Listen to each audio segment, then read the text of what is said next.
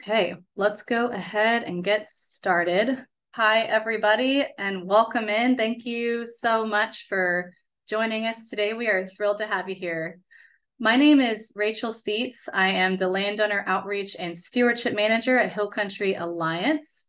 If you haven't already heard of Hill Country Alliance, we are a conservation nonprofit based out of the Hill Country. We work in 17 counties in the area. And our primary mission and focus is to protect and steward what makes our area so unique. That being its land, its pristine streams, night skies, and communities. I'm on the land program at Hill Country Alliance, so a lot of my work revolves around supporting local landowners with their land management goals. So if you're curious about different opportunities, events, guidance, or assistance available to you as a landowner in this area, please reach out to me. I'll be sure to include my contact information in the comments below. If you'd like to learn a little bit more about Hill Country Alliance, I highly recommend checking out our website at hillcountryalliance.org. You can go and read more about our different program areas and what we do here in the Hill Country. Another really great way to stay in touch with what we have going on is to subscribe to our newsletter. You can do this again by visiting hillcountryalliance.org. We include all sorts of local opportunities, events, and updates related to conservation issues and land management in this newsletter. So go and check that out and subscribe. Okay, so today's webinar. This is an introduction to conservation easements. Landowners are frequently asking us what these are, so we are hosting this webinar to provide a high-level look at conservation easements. We have Frank Davis joining us from a land trust called Hill Country Conservancy. He'll be kicking off today's webinar with a presentation all about easements. He'll talk about what easements are, what might drive a landowner to enter an easement or set an easement up on their property, how easements can benefit landowners, and he'll also talk briefly about how to get one started on your own property.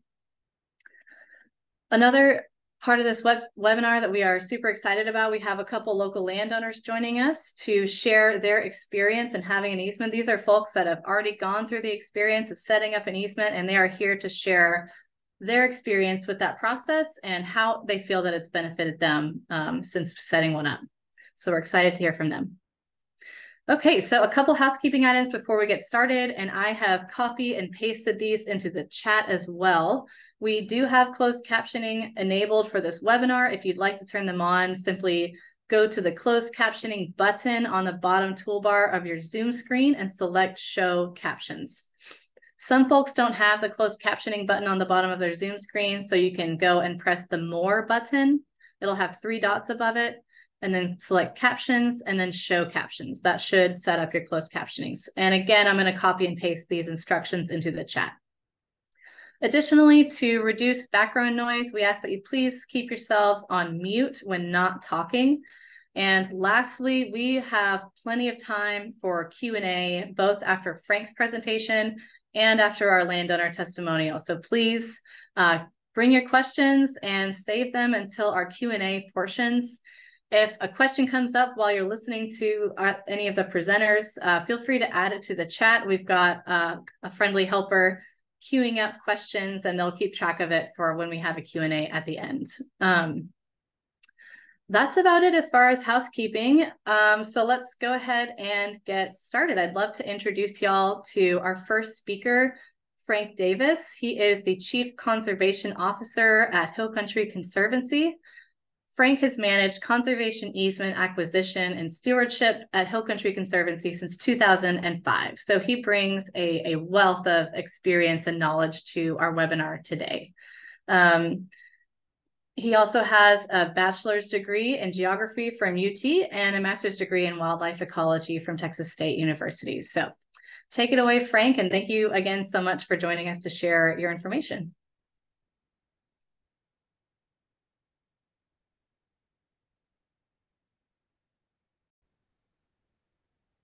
There we are.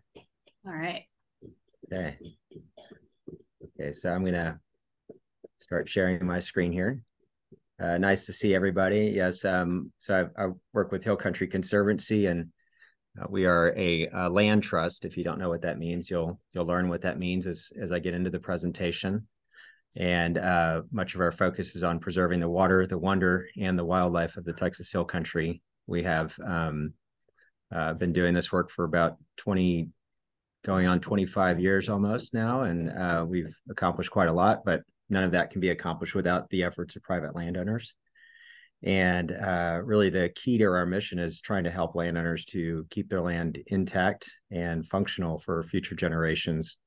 And we all know that when landowners do that, that benefits all of us, that benefits the public at large, that benefits the water that's coming out of our taps, that benefits the wildlife that we cherish so much, benefits scenic views, it benefits swimming holes. There's so much that private landowners are doing to keep our land exactly as it should be. And at Hill Country Conservancy, we believe very strongly in finding ways to help landowners to do that. So my presentation today will be really the basics, very high level on conservation easements. I will be talking a little bit through some of the legal items that are part of conservation easements. I'll talk some about the relationship between a landowner and a holder or a land trust in relation to a conservation easement. I'll talk a little bit about how you figure out what a conservation easement is worth, and we'll just kind of take it from there. But before I start, I think it would be really helpful, certainly for me as a presenter, so that I'm not talking into the void, but also I think for everybody here, if we could get a little bit oriented. So I'm going to start with a few questions here. And let's see if my slides advance. Here we go. So here's the first poll question. How familiar are you with conservation easements? And what you'll do here is you'll just, if you're not familiar with using Zoom, you'll just choose the chat function down at the bottom middle part of your screen. Just click that little bubble, and on this one, you'll enter in one of the following, either A, B, C, D, or E. So how familiar are you with conservation easements? Item A says I have a conservation easement on my property. Item B says I am now considering or pursuing a conservation easement on my property. Item C says I have talked with someone or read materials about conservation easements. Item D says I have heard of them, but I am skeptical. And then E, conservation, huh? I've never heard of them until now. That would be very interesting to see how people are responding to this.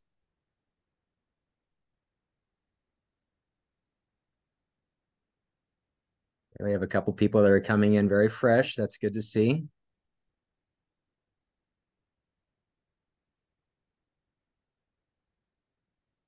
One person pursuing or considering a conservation easement. I see, Liz, you're working towards more familiarity. That's great. Appreciate that. Okay, yes. So this is we got some new folks coming in. This is good. Okay, and I know there are a couple people who are being shy that would have entered an A. So Gary Purrier is here, and he'll be one of our landowner testimonials. So Gary, you don't have to be shy with these questions either. So let's move on to the next one. Poll question 2, tell us a little bit about your relationship to the land. So again, on this one, you will choose probably just one option. If you see it's more appropriate to choose two, that's fine. So I am, or my family is, a longtime owner of 100 acres or more. I realize I'm being arbitrary in acreage here. B, it would be I or my family recently acquired 100 acres or more. C, I own some acreage, but less than 100 acres. D, I advise landowners on caring for their land, i.e. through land stewardship or land management practices. E, I advise landowners on legal, tax, or estate matters relating to their land. And F, I work for a natural resource agency or conservation nonprofit. And certainly if none of those fit, you can enter in other options in the chat box.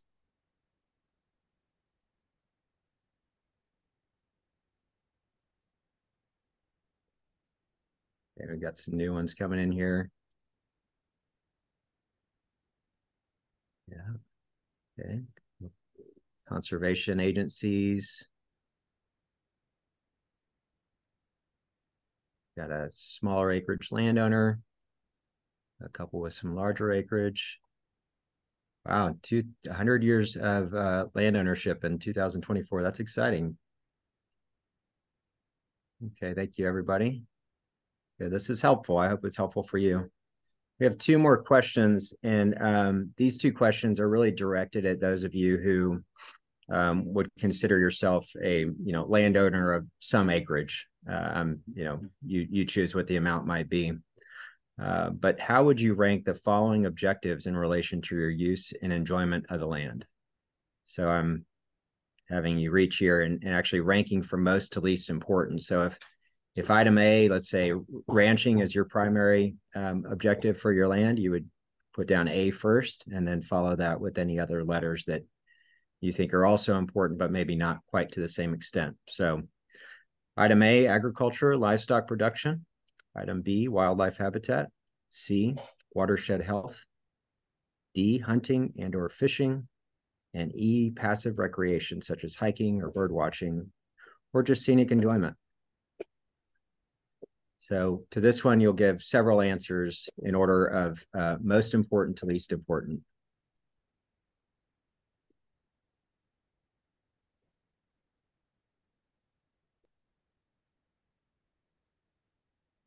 Okay. Got some coming in. We got wildlife enthusiast, recreation, watershed health. Okay, I'm seeing a lot on watershed health and wildlife habitat. Passive recreation comes up several times. Okay, we have some agriculture. Okay, this is very helpful. And then we just have one more. And then how would you rank the following concerns in relation to your land? So, in a way, this might be a way of asking what brought you here today.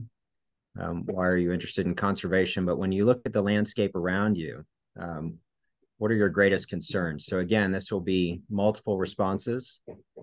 And you'll start with the one that you see as most concerning or most urgent. Sorry, I've just advanced on accident. We'll come back. So the first one would be increased development pressure, fragmentation, and water use around my property.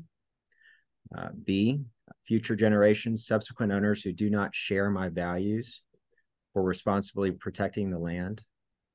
And C, economic viability. In other words, I am not confident that we have the resources to keep our land long-term. I see a couple people weighing in on the previous question still. That's totally okay. So on this item, we'll just see 3 responses, maybe just 2. It's okay. So certainly development pressure is a big one here for a lot of folks. Absolutely. Economic viability is coming up too. Nearby development. Okay, yeah. Ranch is going up for sale. Maybe a new highway or highway expansion there. Yes, okay. So I think that some of these topics will resonate with you all based on your responses. I'll go ahead and get right into the presentation. Thank you for taking the time to do that. Nice to see you all here, and thanks for participating. So I think this goes without saying. Gary will recognize this image. This is out in the area out near Bee Cave, Dripping Springs, Hamilton Pool Road, and just west of Austin. And we can see that there's been quite a lot of development on the outskirts of many of these cities and just bleeding out into the hill country. So here we are looking out from a ranch with a conservation easement on it, but looking out towards all of the neighboring development. So kind of immediately in the background there's one development, and I think another development off to the right. And this image is several years old. I'm going to guess that it's more alarming to look at that particular view today. Texas is a state of vast and wide open spaces. It's something that we treasure about our state, certainly, but we are also losing agricultural land and open areas and natural areas at a rate that exceeds any other state in our country. And in just a 20-year period from 1997 to 2017, we lost approximately 2.2 million acres of these lands that are undeveloped, and they've been entirely converted to other uses such as subdivisions and commercial uses and highways and such. And just for context, that's really the size of about 4 counties here in the Hill Country. So that land has been entirely paved over. It's hard to unpave once you pave it. And then in just the last 5-year period, we've seen the rate of development really accelerate. And we've seen that, the equivalent of 2 counties, I would say, about 1.2 million acres has been converted in the last 5 years.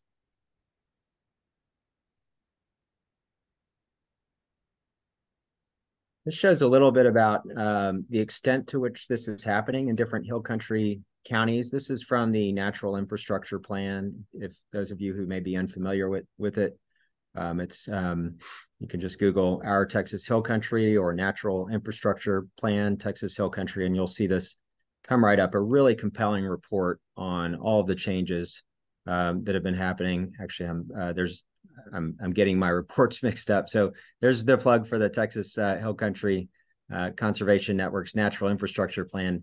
But also there's a report called the State of the Hill Country Report, and that's where this is coming from.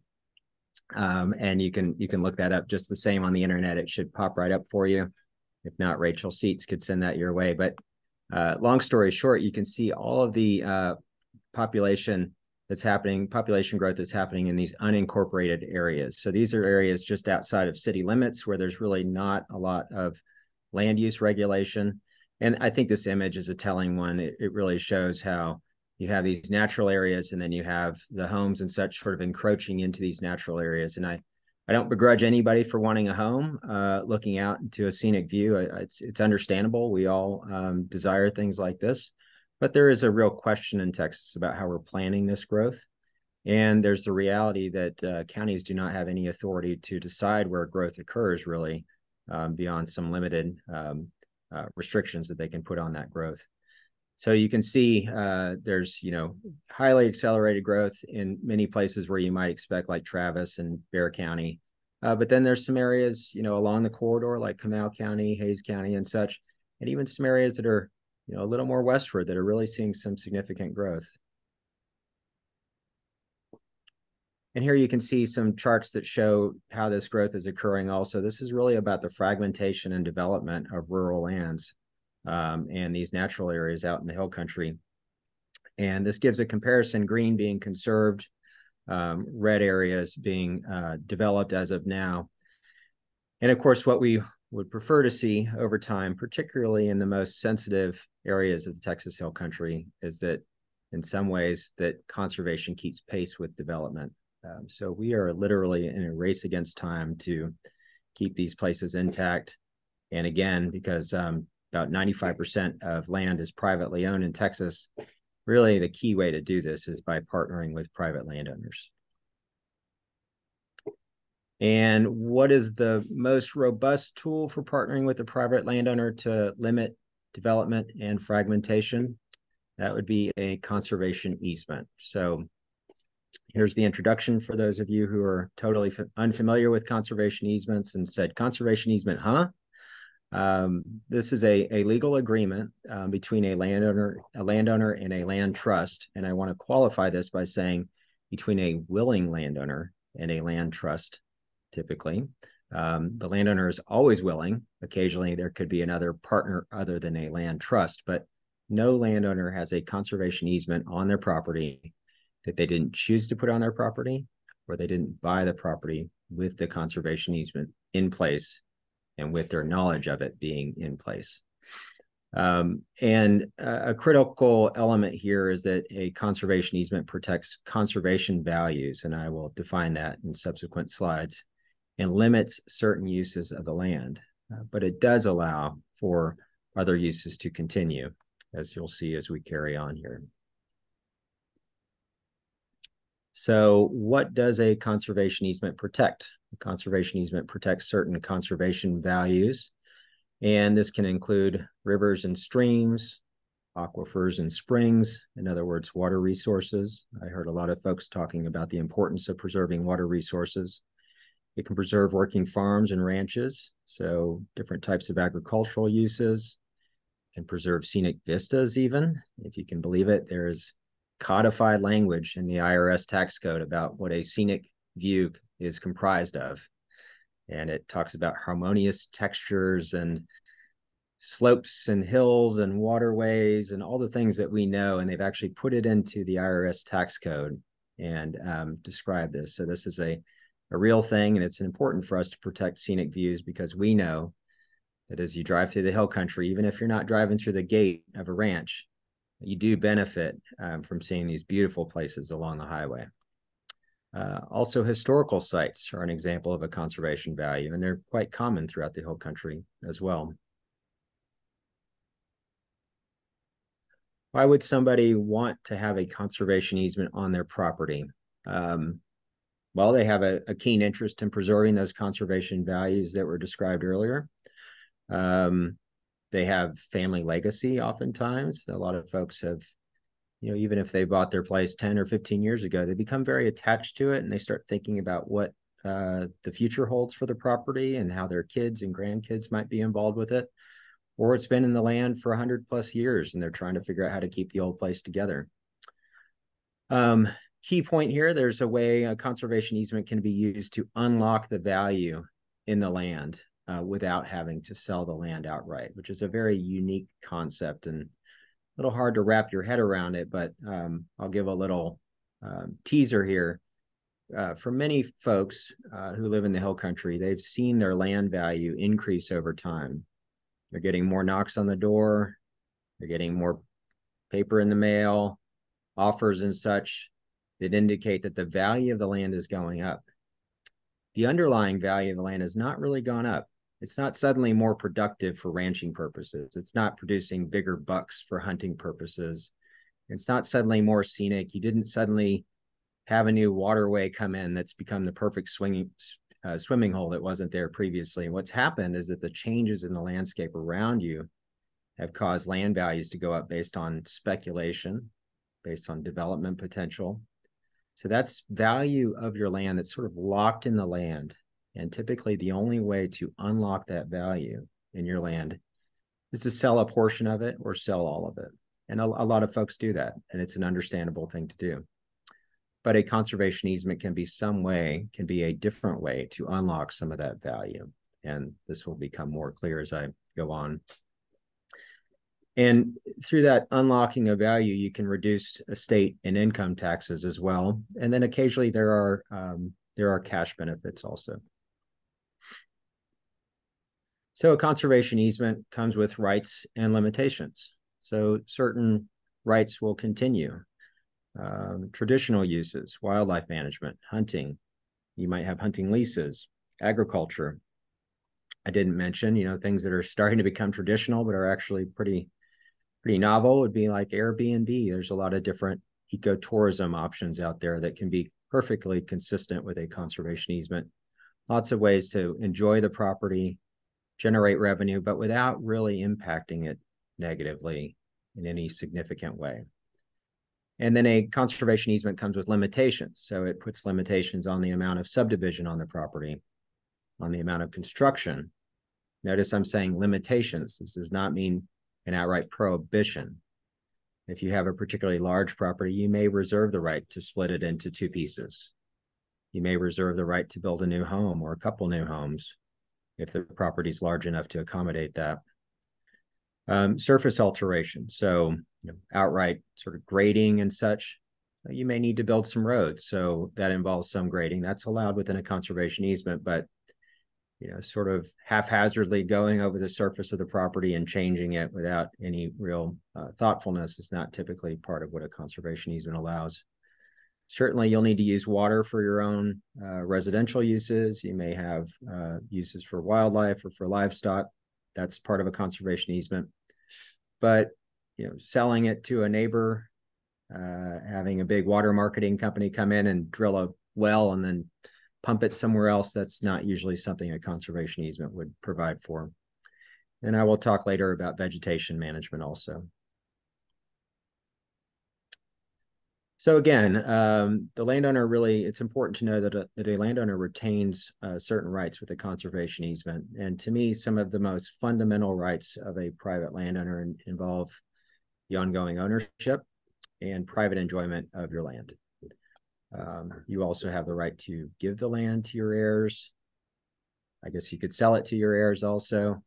You could sell the property to anyone, but it's important to know that once that willing landowner has agreed to put that conservation easement onto their property, now that conservation easement runs with the land. So every future owner now is bound to upholding those values that you put forth in the conservation easement. They're not easily reversed. Thankfully, they're intended to be permanent.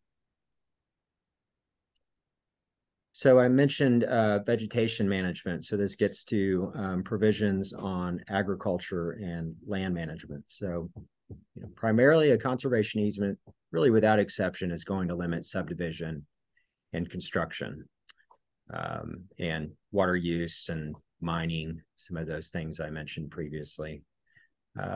Most conservation easements will have some relationship to the ongoing agricultural use and land management on the property, but they're really based on key values that I think almost any mindful landowner would agree to. So the objectives or the values would be, preserving soil cover, limiting erosion, promoting long-term resilience, productivity, and viability. So these are things that we know are good for the land. If that's our aim, to achieve those objectives, almost any type of management that can achieve those objectives will be good management. And then the management plan that's typically associated with a conservation easement describes specifically how those objectives will be accomplished according to the owner's own approach. And they can be updated and probably should be updated periodically. We're learning as we go. There's new insights, there's new practices. Landowners are learning from each other. Landowners are teaching us how to do things. So the management plan is really kind of a living, breathing document, whereas the conservation easement is sort of, it's permanent, it's recorded, it's goes with the land always. So conservation easement wouldn't be much use unless there was somebody that was a holder of the conservation easement, somebody that was really charged to and entrusted to ensure that the conservation easement is upheld. And I chose this sort of vague image, if you will, because I see a few sort of symbols here that I think are useful. First off, you get a sense of a strand of DNA. And I think, so much when we talk about land is driven by ecology. We need to have an ecological understanding of how we're dealing with and treating the land. And I think most everybody here can appreciate that.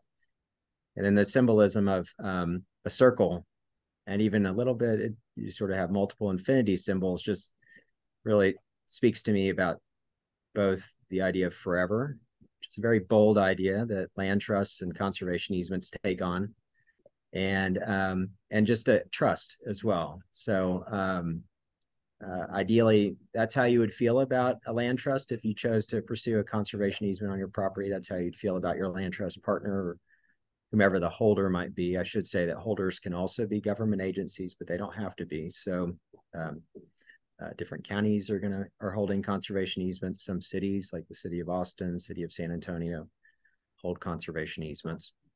But essentially the idea here is a long-term partner to both present and future owners. So they have a shared love for the land. As a private landowner, many of you probably know the feeling of your family members don't quite understand why you care so much about the land, why you think about it, plan so much.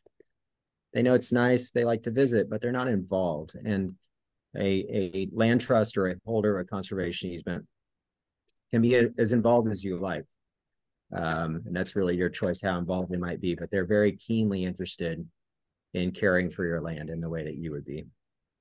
And they come with expertise on ecology, land stewardship, and even some financial incentives to help with land management and land stewardship. So what kind of rights are conveyed to a land trust? Well, the right to monitor the conservation easement. So they would visit with you once a year, typically, and check in. It's a friendly and, usually very informal visit. just talking through the conservation easement, making sure that that agreement is being upheld. Ultimately, the right to enforce. And, it's always, I can't help but be a little bit anxious talking about that because we don't really want to be in a position where we're enforcing, but it is something that's important to upholding these agreements long-term. Rest assured, any land trust worth its salt is going to be very focused on everything but enforcement, so to speak. They are focused on relationship building and building understanding and communication. But ultimately, that is a right that's conveyed with the conservation easement. And for the purpose of access, this is really limited to those particular needs. Otherwise, it's at a landowner's discretion. So very frequently, there are lots of landowners who welcome us out and invite us out to weigh in on management, to provide new ideas. And maybe they're planning a home site and want to get it just right as far as where it might be. We're happy to come out and be a resource. But if they're not calling on us, really it's once a year. It's the typical amount of visits. So how do you choose a land trust? This is where I get into the really awkward and cliche metaphor of dating, and it goes from there. But there are a few things that you want to look at when you're considering conservation easement. You want to make sure that that land trust or the potential holder of the conservation easement is following best practices. And so in the land trust world, an accredited land trust would be a good thing to look for. I'm sure there are very capable land trusts that are not yet accredited, but that's something to look for. That's a third party that audits all of our policies and procedures and records on a regular basis. Look at their long-term capacity. How many conservation easements are they a party to? Does it seem like they have a plan for doing that long-term? Are they in this forever? That's a big thing. And a lot of land trusts will have a restricted fund, what they call a stewardship fund, to do that. So you can ask open questions of a land trust. How many easements are you holding?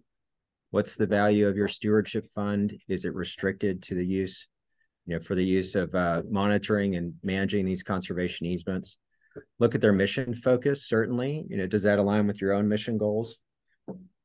If your primary focus is on agriculture, you want to hear that resonating when they're talking to you also. If your primary focus is wildlife, water resources, just the same. You want to see that reflected back to you and the people that you're talking with. What's the level of service and support do you feel you're going to get from them? Are they responsive? Are they eager to help? Are they going above and beyond, providing additional resources that maybe you hadn't even thought of? And then, of course, this is where the dated image comes up. What kind of affinity do you have for the people that you're dealing with? Do you feel like you can get along with these people and that they understand you and that you're able to communicate well? Once you do agree on a land trust and you start working through the basics of a conservation easement, I would call that the dating phase. So at this point, you're thinking, okay, we have some basic agreement on what we want to do here. We like each other. There's some work that needs to be done for us to figure out whether this is a really good pairing. And so, let's figure out, okay, I have a big ranch. I want to put 3 homes on the property and be able to divide it twice. Is that something they're comfortable with? Is that something that the land trust feels the land can accommodate? Or do we need to talk through that? So you have some time to work through the details of what would go into a conservation easement. Nobody's particularly bound during that phase to continue. It's really an exploration phase. So I think that the dating analogy suits things well here. But then once you do have a conservation easement on your property, again, I hope nobody's getting married here without wanting to be married. But you have the opportunity to work through all that. And eventually you say, this makes a lot of sense. And oftentimes it's a, happy handshake or even a little celebration like the one in this picture. We've done it. And that's a marriage with no prospect for divorce. So the idea is that once the conservation easement is set up, that's a commitment that's been made long-term and forever. There's now an extended family looking after that child, which is the land. And like the land is resilient. but also sensitive. So think of a land trust as this stakeholder that has a little more insight into how land is conditioned, the traumas that have been experienced by the land in the past, and then that unique environment. And just think of that, that's where a land trust comes in, is to help provide those sort of professional insights on how you can better care for your land, if you will. So traumas, erosion, overgrazing, excessive clearing. Oh, look, I put erosion twice. Apparently that's an important one. Challenging environment. Anybody who's been in the hill country for any period of time, unless you popped in for just a few months of really rainy months. Otherwise, we know that it's semi-arid with unreliable rainfall. So it can often seem like a desert here. So really, we should be planning and conducting our management as if it is a desert, and just be grateful when it does rain, rather than planning like it's a rainy place and wishing it would rain. So a different approach to how we manage our land. We know that watershed health is declining, aquifer levels are declining. That's affecting wells and swimming holes and springs and such. And then surrounding land uses also put strains on each of these properties. So again, in raising the baby, we have to be mindful of all of these different circumstances.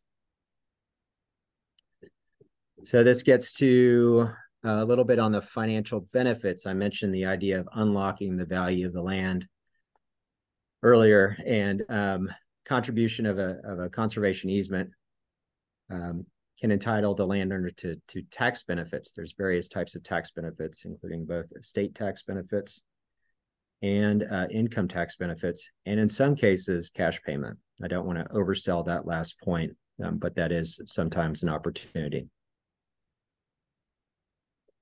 Well, okay, so there's some financial benefits associated with a conservation easement. How is that determined exactly? And I'm going to spend a few moments on this question because it is rather nuanced and one that gets confusing quickly.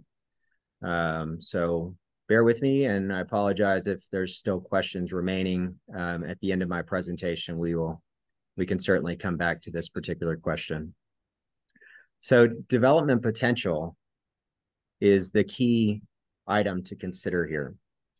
If you live far out in West Texas and you haven't seen anybody for days because you're on 100,000 acres and you're out in the middle of nowhere, there's not a lot of development potential.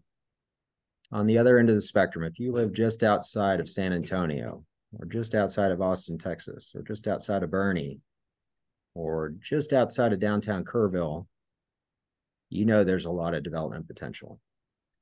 And so there's sort of a relative amount of development potential associated with your land. And this strange image, to me, makes a lot of sense. It's somebody coming from outside and saying, I want to take a slice of what you have, and I want to benefit from it, and then I'll pay you for what I'm taking. And in this case, they're taking that development potential. They're taking your land, and they're saying, you know what, we're going to take this right associated with your land, which is to develop it. We're going to use it. We're going to make profit off of it. And because of that prospect, we're willing to pay you more for your land. This is what's happening out in so much of the hill country. The reality is most of us don't want to give a slice of our pie away to some outside influence. We want to keep it with the pie so that we can enjoy it intact, if you will. So you really have these kind of two diverging options. You know, one is to do nothing, which is a perfectly acceptable option for many reasons. But what's often happening is people feel like they're being forced into a choice. And so one choice to sell is to sell all or part of the land. That's how you unlock some of that value. And then the second choice is through a conservation easement. So the value of a conservation easement, again, depends on the development threat associated with the property. In other words, look around at neighboring properties, look around at local highway infrastructure. What's happening? Are changes happening quickly? That drives up development potential. But then you have to look at the particulars of a property and questions about road access. You know, is it fronting a public road? Is access by way only of a private easement? Is there sufficient water availability? Are there pipelines coming in from LCRA or some other utility that are providing water, or is there, really good groundwater and you've had it tested? There's a lot of things that affect development potential. And of course, the size of a property. So small properties do not have a lot of development potential, but if you have several hundred acres, that's more likely that some developer might want to purchase that for the sake of putting a lot of homes on it. And this is based on a percentage of the land value. So again, this image that shows the proportions, if you will, makes a lot of sense here. This is determined by what they call a qualified appraiser. So there are appraisers who are trained specifically on conservation easements. And they kind of look at what you're giving up by putting a conservation easement on your property. Basically, what you're doing is you're saying no thank you to a lot of speculation, to a lot of other types of buyers. The only buyers that you're welcoming once you have a conservation easement on your property, if you were to sell it, would be those that want it intact, that want to run it as a ranch, that want to run it for hunting, that want to run it for scenic enjoyment, that just want to enjoy the place and watch birds. Those are now your pool of buyers. And that does bring down potentially the price on the property. That's where that percentage of land value associated with a conservation easement arises. Some folks will say, okay, so Frank, I've heard it's 50%. So it's 50%. I think my land's worth $5 million. And so a conservation easement must be worth 2.5 million. It's really not that simple. But if you're looking for some range of percentages, I think you can assume somewhere in the range of 35 to 55%. You can see I'm being cautious there for the sake of not giving any false expectations to anybody. So now you've said no thank you to the developer, and you're really trying to figure out, okay, what is my conservation easement worth? So this is the amount that the land would sell for. I'm sorry, I'm jumping ahead.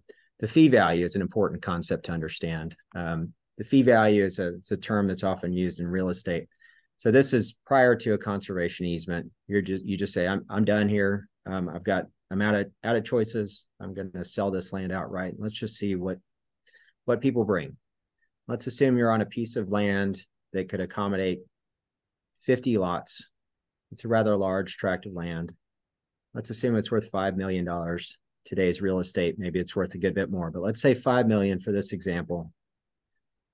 And again, the development potential on the property is significant. It's a large tract of land. Arguably, somebody could put as many as 50 lots and homes on their property. In that case, I might estimate just academically that 40% of that fee value is associated with a conservation easement. So by virtue of saying, we're not going to develop this property, we're not going to chop it up into lots, we're going to put an agreement in place that runs with the land that says it will not be developed in that way. You've now reduced the value of your property by approximately 40%, according to an appraisal. So that means that what was a $5 million property, because it had this hypothetical value caught up in it, is now a $3 million property once you put a conservation easement on it. That makes the value of the conservation easement $2 million. So the question is, what do you do with that value? How might you benefit? So there's a few things here. I'm leading with the point that probably is least relevant to the most people. It can help with estate planning. So for those with really significant tracts of land and some other assets, it can sometimes be helpful to reduce the value of an estate through a conservation easement. I can think of one example where the land was worth $20 million and they put a conservation easement on the property and it reduced the value of the property by more than half. And that meant that they were no longer subject to estate taxes. So that's a rare instance. I'm not going to say too much about that.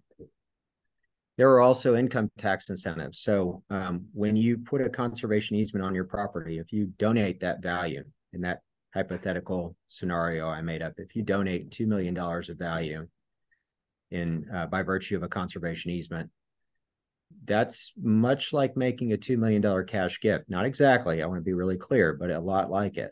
In many ways, this is like making a gift to a nonprofit. So it's an in-kind donation, and there are income tax benefits associated with that. And then again, in rare cases, there might be some grants available. So this is for especially sensitive or unique lands. lands that are especially prone to development. Usually you would need to have the land assessed by a land trust to see if they think it's especially high value and would rank well. There's limited money out there and it can be very competitive. Typically, that pays a portion of that value.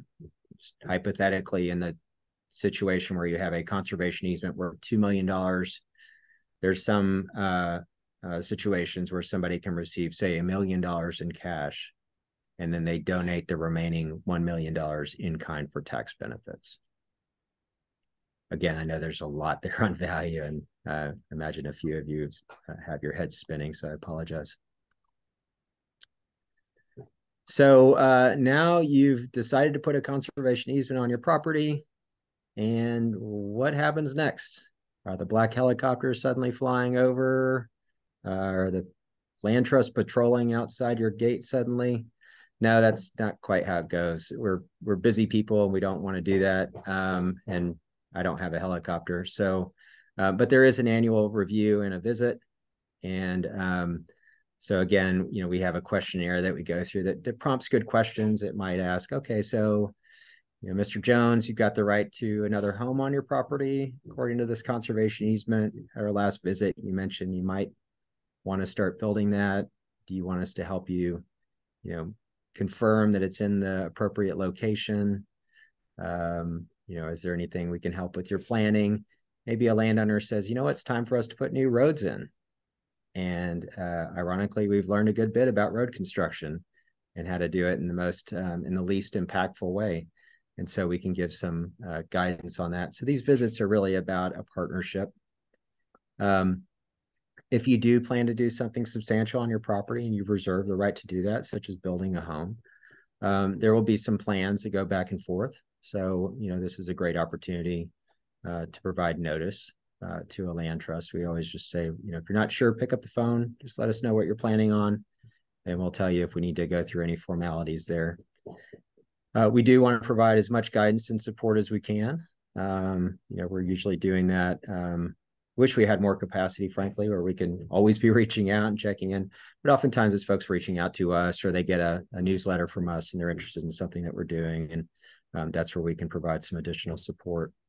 And it really is a partnership. I mean, that is the aim. The aim is to just join hands with that landowner and to continue to help in any way we can to keep the land really functional and beautiful and intact. I think that covers it for me. So just under my time. Hopefully that didn't go on too long. This is my contact information. I can put it in the chat also, and assume you'll get it in other ways as well. But thanks to you all. Thanks, Frank. Does anybody have any questions for Frank? We've got time for a brief Q&A. You can raise your hand or just unmute and ask. Frank, I'm going to jump in here real quick, man. You were talking about, large acreage properties where they were valued, I guess, a 50% conservation value. What if hypothetically you're in an area like I am, obviously Kendall County, where you have full-on housing developments going on that are quarter-acre lots? What kind of development value? What kind of conservation value can be ascribed to that? You're saying what would be the percentage? So I gave a 35 to 55% sort of rough range. Well, it when you're right in the middle of really small lot development, the values go upwards as far as proportion goes. So if you look at that $5 million property that I mentioned, in that case, your conservation easement could be worth as much as $4 million of that. Now that's an extreme scenario, but it can happen. Okay, thank you. Thinking maybe we should go with folks. If folks want to raise their hand, and then I'll try to look at the chat as well. But I have a question. Can I ask a question? Yes, please. I have a conservation easement just south of my sister's ranch. We're on the same watershed, very major watershed. And she's considering getting a conservation easement on her ranch because of my pushing.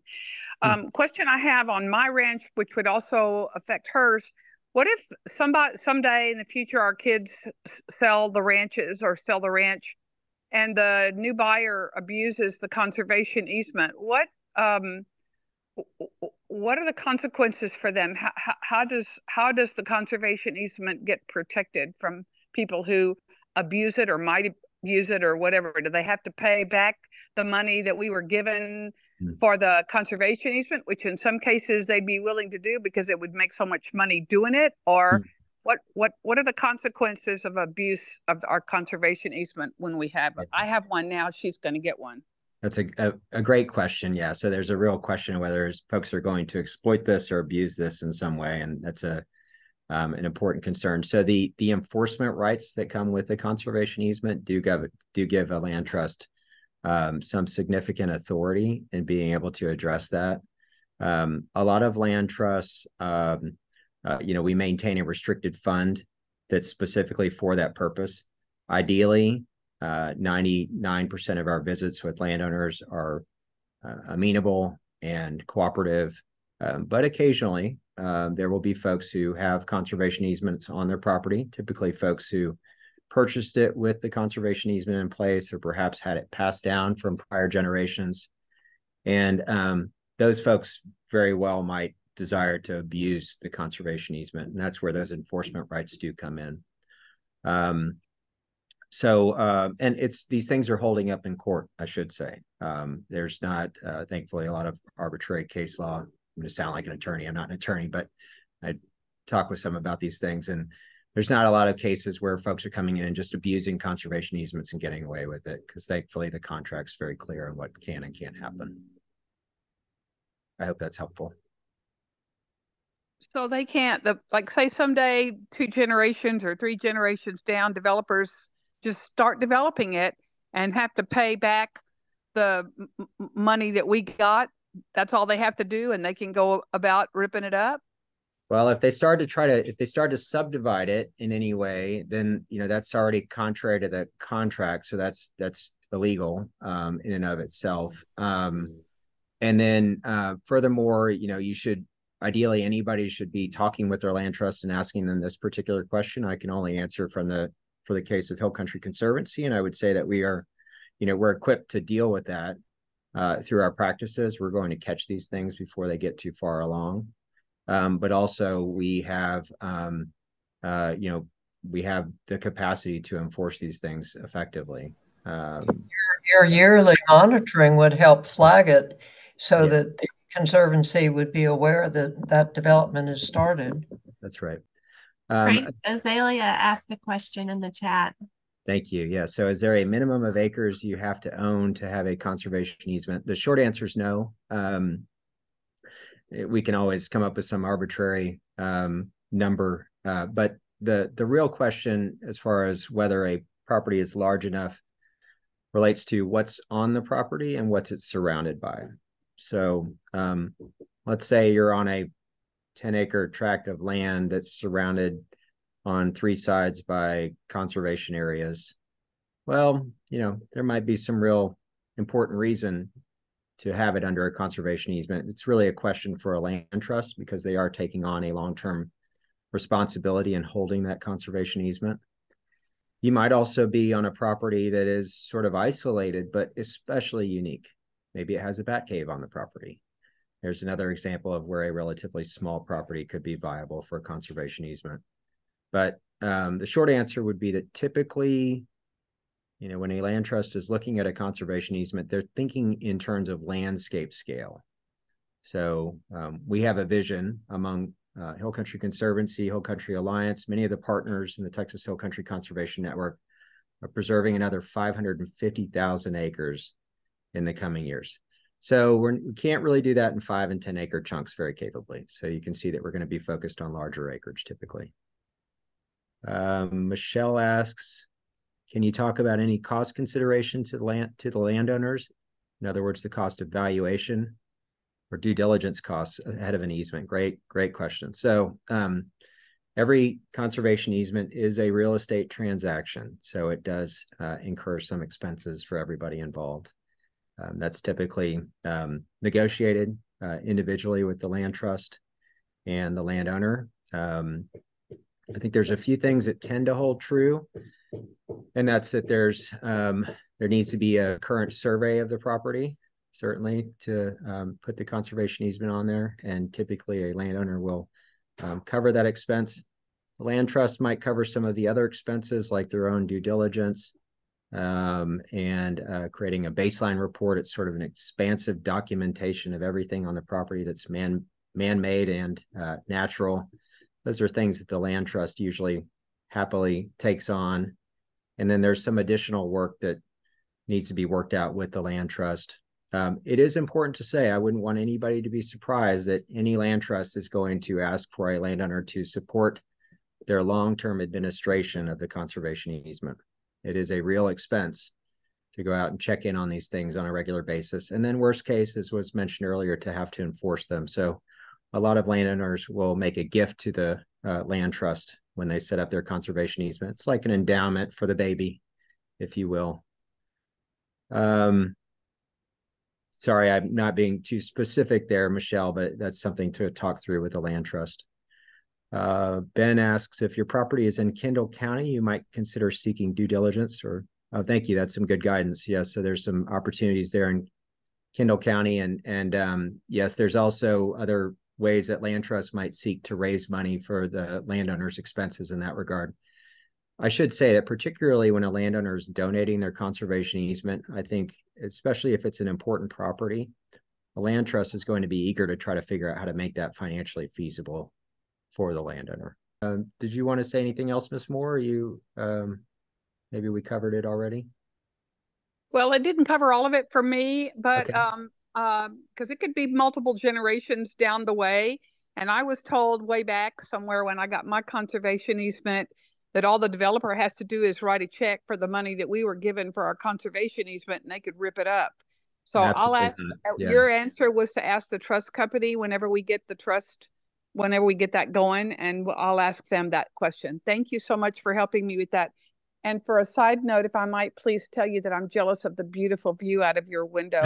Gorgeous, pretty place. yeah, I get out here every chance I can. Yeah, I mean, the good news is that people aren't just paying off people to get out of conservation easements. They're not designed that way. And that would be, grounds for a land trust losing their credited status. The only way conservation easement can be overturned in any way where folks can just, work willy-nilly against it is what they call a state court of competent jurisdiction. If that sounds formal, it is. So the idea is that the attorney general would have to be presented a case by both the land trust who holds the conservation easement and the landowner that the conservation easement no longer has a valid purpose.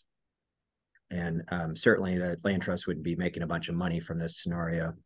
So this happens very, very rarely. And then I didn't get to condemnation. I hate to say it, but condemnation is an important issue. And so this is where utility lines and such are coming into the region, and conservation easements are not a foolproof way to stop that. So there's a scarier example potentially of something that can happen in spite of a conservation easement. I will say that I know somebody who works for a pipeline company. He says they try to steer clear of conservation easements that have federal dollars tied to them, like the RC, NRCS or CPP funding. But obviously it wouldn't stop, say, TechStop from using eminent domain and some other entities from using it. Yeah. Just FYI, he was explicit. He said, don't ever use that against me. It's out there. Well, I see at least one more question, Rachel. I want to be mindful of time too. How are we doing? We're okay. We can go for one more question. Okay, so Colin asks, how many months or years does the process typically take? I like that you included years in there, Colin, because that's the right attitude. It is not fast. And there's different levels of complexity associated with conservation easements, but I think it's important. There's a few reasons that it takes longer than probably it should, at least, conceptually. First off, it's a decision that's being made that's permanent, and it's about, what for many people is their most valuable asset. So you're thinking through all these complex questions you've never had to tackle before. Well, gosh, I don't know if we ever would build another home for, I don't know. My son's 10 years old. What's he going to want in 15, 20 years? I don't know, so you're starting to wrestle with these questions for the first time. And You're getting new insights from a land trust about all the incredible things on your property that you haven't seen before, and all these incredible things that are, worth valuing and protecting. So there's just a very steep learning curve early on, and you're making really consequential decisions. So these things take time. And that's just on the landowner side. And then there's the reality of people have other lives that carry on, and vacations and kids to attend to and all of those things. But on the land trust side, it really depends on what a landowner is trying to achieve. If the landowner says, look, I'm eager to make this happen, I'm doing this for tax purposes, I've got to make this happen by end of year, let's just get it done, it can happen in a few months. We're working one project right now. We'll close that within a 3-month time period. It's exactly like that. In other cases, when the landowner says, look, there's a lot of value here, I think my place is especially spectacular, I'd like to be paid some cash for this. That involves us going out and applying for grants and waiting to hear back, and then waiting for the grant agreement, and then dealing with, whoever it is that's funding the easement and their own particular requirements. So that can take quite a long time, on the order of a couple years, or even in some cases 3 years from the genesis of the idea. So it's good to, I would say, if this is something that you're interested in, you don't have to commit yourself, but just make the interest known sooner rather than later, so that land trust or the land trust that you talk to is aware of your interest, and they can start thinking ahead about how to plan for it. I think that's always very good advice. Azalea says, can you real quick explain what a stewardship fund is? Yeah, so this is the restricted fund that a land trust puts in place, often funded by landowners when they set up their conservation easement. So this is like an endowment is sometimes the term that's used, but the idea is that you put money into an account, and the interest on the account is what pays for those expenses long-term. And that way, that the corpus remains there long-term. So a lot of land trusts, our business model, if you will, is that we build our stewardship fund over time. As we take on more conservation easements, we're taking on more financial burden to go out and check on things and enforce potentially long-term. But as we take on that burden, we're building up a corpus of a fund that spins off interest that allows us to pay those expenses on a regular basis. Really important component of being a land trust. This is how we make that very bold and audacious promise of forever. And last question, I should let Rachel get to it. Are tax incentives one-time or overtime? I'll put a link in there on tax incentives. How about that? Thanks, y'all. Thanks, Frank. I will be sure to share Frank's contact information along with the PowerPoint that he shared today with you guys in a follow-up email tomorrow, so that y'all can review as needed.